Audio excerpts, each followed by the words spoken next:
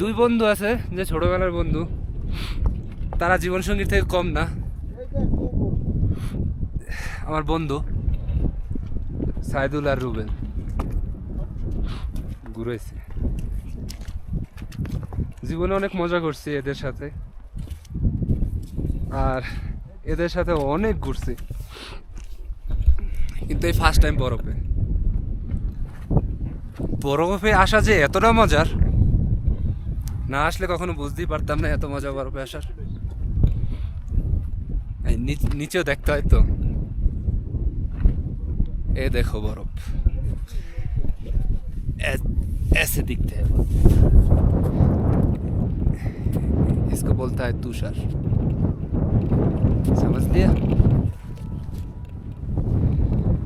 অনেক মজা, আমার বন্ধু বান্ধব অনেক আছে, অনেক বন্ধু, ঠিক আছে। তাদের সবার উদ্দেশ্যে বলতে আছে, জীবনে কিছু করো আর না করো, জীবনে টাকা পয়সা দিয়ে কিচ্ছু হবে না। দরকার হলে ব্যাংক লোন করো, নাম দরকার হলে ব্যাংক লোন করো, তারপরে ঘুরতে আসো। ঘোরা যে কতটা মজা, লাইফটা এনজয় করা, একটা টাইম আসবে টাকা পয়সা সব হবে, ঘোরার মতো সময় হবে না, তো তখন কি করবা? তখন চাইলেও ঘুরতে পারবা না। ইনশাল্লাহ বউরে নিয়ে ঘুরতে আসবো, কিন্তু এবার হইলো না, বোর পাসপোর্টটা নাই দেখা। আগামী 10 বছর হইবে না, কিন্তু খুব শীঘ্রই বউকে নিয়ে আসবো এখানে ইনশাল্লাহ। আপনাদের সাথে আবার দেখা হবে। কিন্তু ভাই তোর পোলা কি আমার কাছে বন্ধক দিয়ে আসবে? মানে পোলা একটু বাচ্চা ছোট তো, এই জন্য আসা হয়নি। খুব শীঘ্রই আসবো বরফে আবার।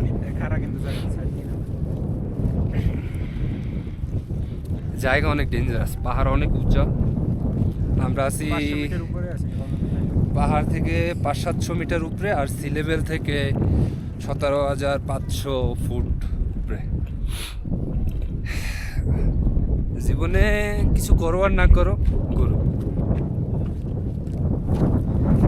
इसलिए बोलता है जिंदगी एक सफर सुबहाना। আচ্ছা, বর্ষা হয়েছে তো এই জন্য স্নোফল হয়েছে অনেক, চারপাশে সব পাহাড়গুলো স্নোফলে ঢাকা। এই যে পুরো বরফে আস্তরণ, 8 ফুট 10 ফুট গভীর বরফের। তো ওই যে পাহাড়ের নিচে, অনেক নিচে উঠতে অনেক দম লাগে। ঠিক আছে, টাটা বাই, আল্লাহ হাফেজ।